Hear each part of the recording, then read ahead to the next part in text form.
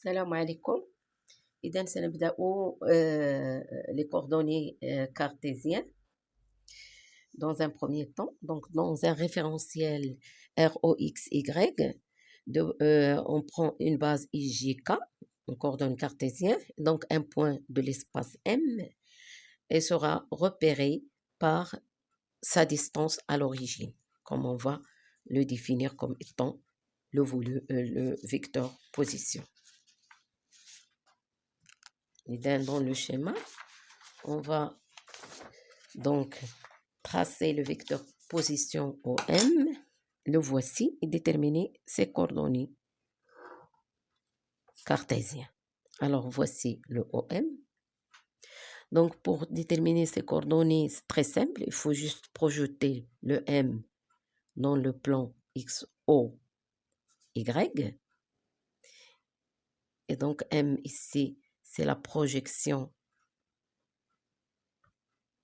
de grand M sur le plan XOY. Et donc, étant donné qu'on a tracé les trois axes en 3 dimensions dans un plan de 2 dimensions, on voit très bien que la notion de perpendiculaire n'est pas nette entre les deux axes. Alors ici, on voit très bien l'angle droit. Pour montrer l'angle droit sur ces 2 axes, il faut juste mettre des segments parallèles 2 à 2 et donc les joindre plutôt. Donc la même chose ici, perpendiculaire à l'axe X, voilà, perpendiculaire à l'axe Z, on aura donc la perpendiculaire. C'est pour cela, pour déterminer les coordonnées suivant X, Y, il faut aller perpendiculairement à l'axe 10X, on retrouve la projection suivant X, l'axe OX, et parallèlement à l'axe 10X, l'intersection avec l'axe 10Y, on retrouve l'abscisse Y. Donc, on a un OM, c'est un vecteur qui nous permet de déterminer sur l'axe OZ l'abscisse Z de M. Et donc, parallèlement à ce O petit m, on peut retrouver le point Z, abscisse suivant.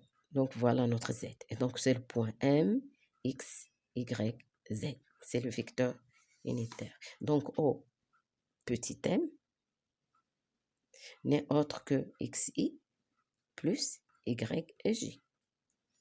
Et O grand M n'est autre que O petit m plus petit m grand M. Et donc, ça n'est autre que Z, qui n'est autre que cette distance, elle est égale à celui-là. Et celui-là est égal à celui-là. Donc, OM, c'est XI plus YJ, voilà, plus petit m, grand M. Pardon, ça c'est petit m, grand M, c'est ZK. Et donc, on revient à notre feuille de rédaction. O grand M, comme j'ai dit, c'est O petit m plus petit m grand M. O petit m, c'est XI plus YJ. Et petit m grand M, c'est ZK. Et donc, le vecteur position O grand M n'est autre que XI plus YJ plus ZK. Qu'on peut noter également que M a pour coordonnées X, Y, Z suivant la base I, J et K. Si on veut, on passe à la détermination du surface élémentaire. Alors, on revient sur notre schéma. Qu'est-ce qu'on doit faire pour cela? Alors, il faut faire un déplacement élémentaire suivant chaque variable x, y, z, chaque variable. Alors, un déplacement élémentaire dx, un déplacement dy suivant y, on va le mettre en une autre couleur, et une variation élémentaire suivant dy, et un déplacement élémentaire suivant z. c'est dz. Et là, on va faire la translation de ces déplacements élémentaires de chaque variable, point M. Alors, Z, c'est vertical, dz, dy, c'est perpendiculaire, et dx, la voici, dx. Donc, on a dx, dy, et là, dz.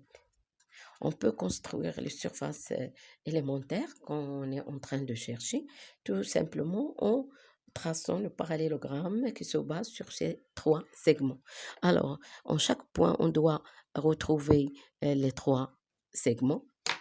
Alors, en ce point, on a besoin de le bleu et le rouge. Donc, voilà le bleu, même mesure, parallèle et même mesure. On doit tracer le déplacement élémentaire en rouge de dx en chaque point. Donc, ici également, on a besoin de vert et de rouge. Donc, le rouge, le voici. Le vert est là, et là. Et on prend un point quelconque. On prend le point là. Si on a besoin de vert et de bleu, voilà le bleu, parallèle au bleu, même mesure. Et on a besoin de vert parallèle au vert, même distance. On voit très bien qu'on construit doucement notre parallélogramme. Alors là aussi, on a besoin de quoi?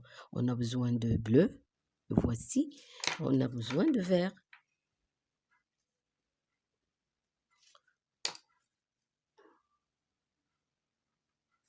On a besoin de vert, voilà.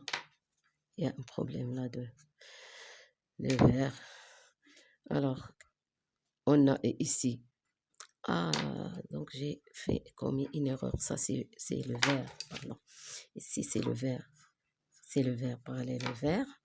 Donc, on a le vert et le bleu. Et il nous reste le rouge. Donc, on a notre parallélogramme. Alors, donc, XY, c'est quoi? XY, c'est le rouge et le vert. Ça, c'est notre XY. C'est la surface élémentaire dx, dy. Et donc, son opposé, le vert et le bleu, c'est ça, l'opposé. Ça, c'est dx, dy. Et on a le bleu et le rouge. Le bleu et le rouge, c'est dx, dy, dx, dz. Et l'opposé, c'est également dx, dy. Et il nous reste celui qui est vers nous, c'est le bleu, ça. Pardon, je vais le mettre. Ça, c'est le bleu. Entre le bleu et le rouge, donc là, c'est dx, dz. Et son opposé également, c'est le même valeur. Donc, on a 3 surfaces élémentaires. ds égale dx, dy, dy, dz et dx, dz. Donc, pour différencier ces 3 surfaces élémentaires, il suffit de mettre un indice qui correspond aux variables ne figurant pas sur la multiplication dx, dy. Donc là, on met z, dy, dz. Donc, on met l'indice x et là, on met l'indice y. Pour le volume, c'est très simple. C'est le volume du parallélogramme qui n'est autre que le produit entre les 3 côtés. Donc, le volume élémentaire, V, n'est autre que dx, dy, dz. OK? Voilà pour recopier si vous voulez très bien. Alors, donc, on aura besoin de ces surfaces élémentaires et de volumes élémentaires pour nos exercices proprement dits de la électrostatique et électromagnétique.